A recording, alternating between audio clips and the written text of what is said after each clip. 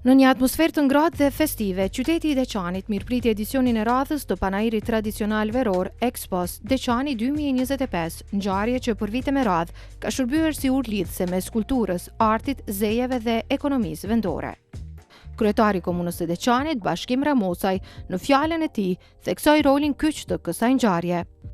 Po bëhet edhe një panair edhe i kompanive, bizneseve vendore ku i shpërfaqin produktet veta dhe në farë mënyrë është edhe një ofertë e Deçanit që bëhet karshi këtyre agjencive, karshi këtyre qytetarëve dhe qyteteve, përparësuesve të qyteteve që vinë në Deçan, dhe nuk duhet me hezitu për me i përkra këtu nisma këtu iniciativa, sepse të funit ndikojnë pozitivisht në këtë aspektet e mujshme, e sidomos po krijojnë raporte të reja, po krijojnë edhe marrëdhënie ekonomike mes njerëzve që janë të interesuar për me i zhvillu këto marrëdhënie. Për organizimin e edicionit të 14 me radhë të panairit foli edhe drejtori për zhvillim ekonomik Isuf Demhasaj, i cili theksoi se Deçani ka shumë për të treguar dhe për të ofruar, dhe këtë po e dëshmon çdo verë me përkushtim të vazhdueshëm. Ky është organizimi i 14, domethënë që 14 vite Komuna e Deçanit, përkatësisht Drejtoria e Zhvillimit Ekonomik, organizon panairin veror, në kuadër të cilës mundën mu paraqitë dhe mu prezentu shumë biznese, jo përveç biznese deçanase, por ato nga qytetet fqinje. Këtë vit kena pas edhe nga shtetet shqipfolse fqinje, që kanë promovu produktet e tyre përmes kësaj hapësirë që ja kena ekspozu gjithmonë pa pagesë. Ka pas bizneset përgjithshme, ka pas agjenci, 3-4 komuna, që shëfash të shteteve fqinje, ka pas edhe një pjesë të caktuar me akumulion edhe sektorit të bujqësisë, bletar, promovues të ndryshëm. Shumë artist, zejtar dhe prodhues vendor ishin pjesë e këtij mozaiku shumë ngjyrësh. Ndër më të veçantat dhe më të pëlqyerat në këtë panair, padyshim ishin produktet të cilat janë kryesisht pundore. Kështu, poqarpunuesi Luan Çukani prezantoi artin e poqarëve, një zanat i trashëguar për 4 gjenerata, ndërsa Dion Doli prezantoi punimet artizanale me pjata druri, që u pritën me interes të veçantë nga vizitorët. Sipas tij, produktet e tyre janë ndër më uniket në panair dhe tërheqin vëmendjen gjithnjë e më shumë. 4 gjenerata, domethënë 4 gjenerata, unë jam gjenerata e fundit, më thonë, që e vazhdoj edhe punoj kësaj. Megjithëse jemi mes shumë pak poqar, kështu që edhe traditën për vazhdojmë edhe po punojmë. Domethënë nuk është keq, më thonë që është mirë. Produktet tona janë pjata druri, të cilat janë prodhuar në 100% në Kosovë. Këtë panere njerëz kanë pas mundësi marrë me pa komplet prodhimet vendore tonat, edhe kjo mendoj që është benefiti më i mirë i këtij paneri. Pjata tona janë prodhime vendore, janë të gjitha të punuara me makineri të fundit edhe me punëdore. Të gjitha të punuara me dashuri dhe me shumë punë e shumë mundi. Kemi masa të ndryshme, dimensione të ndryshme dhe kryesisht janë për përdorim ambisërisë dhe hotelerisë. Interesimi është i lartë, sidomos në aspektin e hotelerisë, për shkak që pjata tona arrisin prezantimin e produkteve të restoranteve dhe hoteleve. Kaltrina Arifaj nga pasticqeria Cakes by Darina tha se pjesëmarrja në këtë panair ishte një përvojë veçantë dhe me shumë rëndësi. Kam pa ëmbëlsirat tona që i përgatisim. Gjithashtu ka ndrisin këtë panair që kemi pru me vete dhe një torte për dasma, cilën e kemi punu para disa ditëve, është model unik që kemi bërë në Kosovë. Për ndryshe është një përvojë shumë e mirë, është përvojë e jashtëzakonshme, është ndër panairit e vetme që organizohet në Dugaxhen për sa i përket komunës, edhe jemi shumë të kënaqshme që jemi pjesëmarrës në këtë panair. Një hapësirë e veçantë dhe shumë domethënëse e panairit Expos Deçani 2025 ju kushtua botës së artë të bletarisë. Sot kemi marrë pjesë me disa lloje të mjalta, me mjaltë bjeshke, mjaltë gështenje, mjaltë bagrene. Prodhimi imi. Blet i kom pej vitit 1982, merrna me to. E kom pas si hobi, tash e kom lloj biznesi familjar. I kom dikun 130 koshere. Po e kom do mjalt me polen.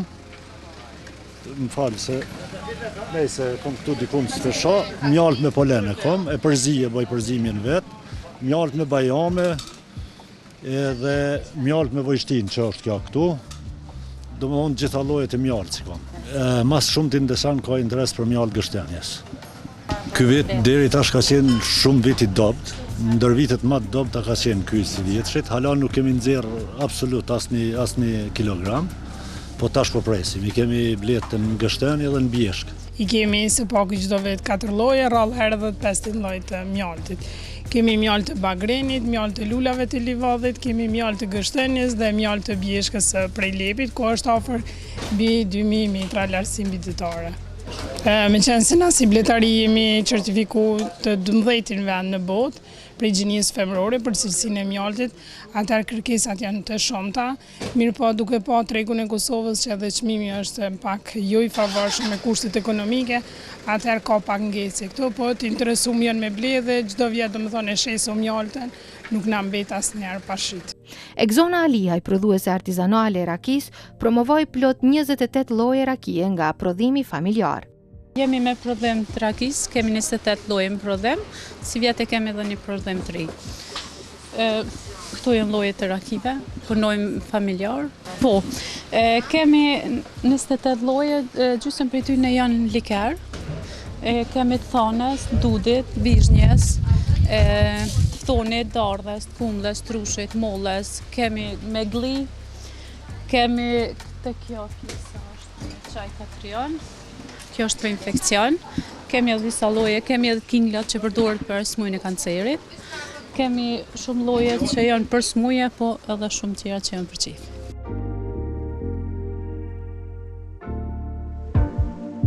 Një pjesë e veçantë e panairit ishte edhe ekspozita e Nikol Nikprelaj, artistit dhe këngëtarit të njohur të muzikës shqiptare, i cili prezantojnë vepra të thella që pasqyrojnë shpirtin e tij krijues.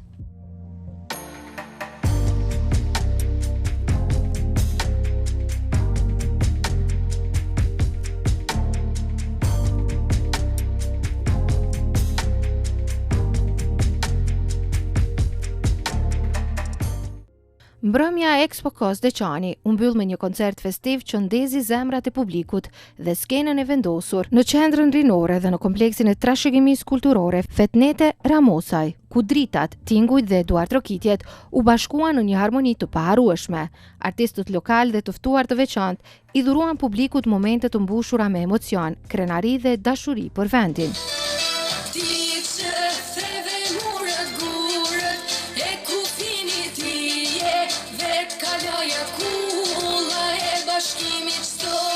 Këngëtarja e njohur si Malsoria e Deçanit, me zërin e saj të fuqishëm dhe të ngrohtë, solli emocione të veçanta.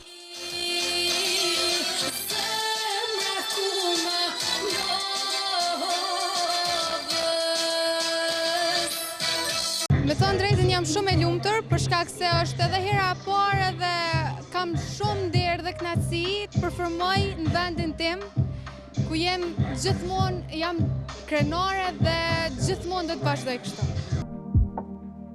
Këngëtarët nga Tropoja u shprehen të lumtur që ishin pjesë e kësaj ngjarje. Disa herë që takohem, si me Deçansit, si me krejt Kosovën.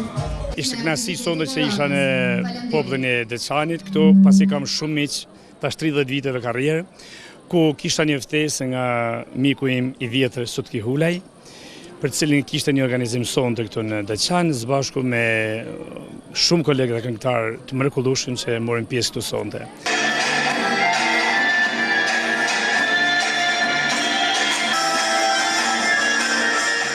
Expo Deçani 2025 shënoi një tjetër sukses, duke përforcuar rolin e Deçanit si një qendër që kultivon dhe promovon trashëgiminë kulturore, artin dhe sipërmarrjen vendore. Kur arti dhe ekonomia bashkohen edhe njerëzit. Me plot gojë mund të themi që ky ishte mesazhi që përshkoi tërë aktivitetin.